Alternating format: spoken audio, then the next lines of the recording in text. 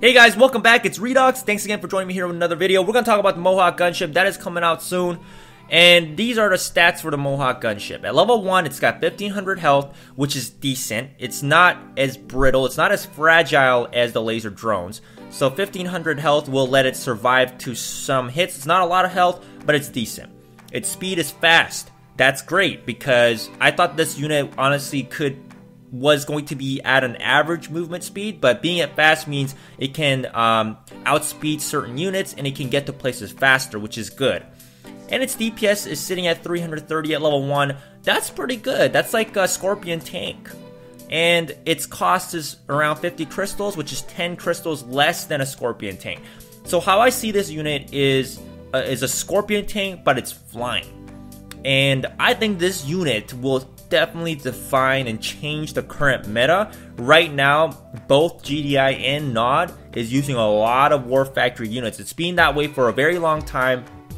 And I'm kind of glad to see that this unit can possibly change the meta, can possibly impact the way we play the game right now, because GDI builds are mainly War Dogs, MLRS, Pitbull, and Predator Tank, for example, and that's like 3 to 4 War Factory units right there. And then the NOD builds would have attack bikes, you know, buggies, Scorpion tanks, something of that sort. A lot of these builds carry War Factory units, and the Mohawk Gunship will definitely, I think, put an impact to it, because its stats are definitely not that bad at all. It's like a flying Scorpion tank with slightly less health. It's not as fragile, not as brittle as the laser drones. Now, when the laser drones first came out, I was kind of disappointed because I expected the laser drones to be quite strong.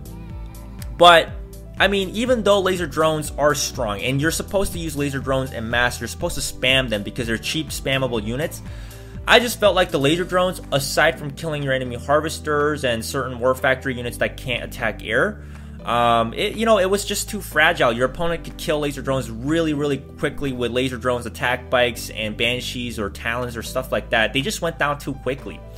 But the Mohawk Gunship is decent. It seems quite beefy in my opinion. Now, one thing I do find interesting is that the Mohawk Gunship has only one cannon or one gun. I thought it would have 2 guns on its side. So I don't know if when the gunship rotates to attack, like you see in this clip against the buggy, I don't know if that rotating speed is going to impact how much downtime it has when it's going to turn around and attack the enemy ground unit, such as like the Hammerhead, for example. The Hammerhead, when it attacks, it has to attack units in front of it, so the Hammerhead always has to rotate and take quite a lot of damage sometimes because of rotating speed. Sometimes I feel like there's a bit of a downtime when it has to rotate and fire. So the Mohawk Gunship, with its left hand or left arm cannon, if that's the only cannon this ship carries, it will always have to turn around and then it will fire. So during that time where it turns around, it's very vulnerable, like the Hammerhead. And I don't know if this is gonna be a problem because it only has one armed cannon, but things like this do matter. And we'll have to see just how much of an impact this will make if it does take too long for the gunship to rotate, because it's gonna take a lot of damage during that time. And also, it's not completely invincible to all War Factory units. Pitbulls and attack bikes definitely will handle this unit well. And also some Tech Lab units and Temple of Nod units as well. Things like Widowmakers, Wolverines, and things like Sandstorms, I think will beat the Mohawk Gunships relatively easily, because the Mohawk Gunships, they don't have that much health, and it's not like they have crazy high DPS. They have a decent amount of DPS. You'll probably need at least 2 gunships to take down one of those Tech Lab or GDI units that can attack air units. The meta might not change too greatly because, the War Factory builds are still relatively good, I would have to say. The MLRS is still a very good unit to deal with other enemy War Factory units. I think the MLRS is probably the best War Factory counter.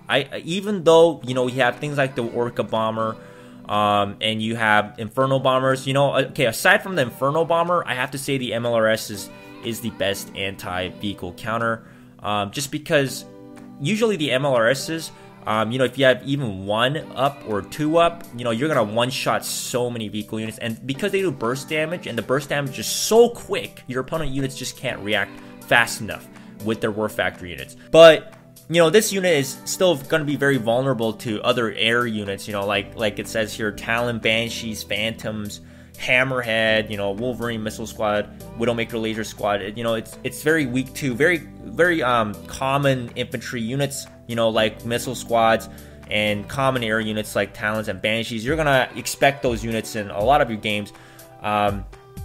So you know, honestly, even though I think this unit will have an impact on the meta, I could be wrong, just because that's kind of what I thought when the laser drone was coming out.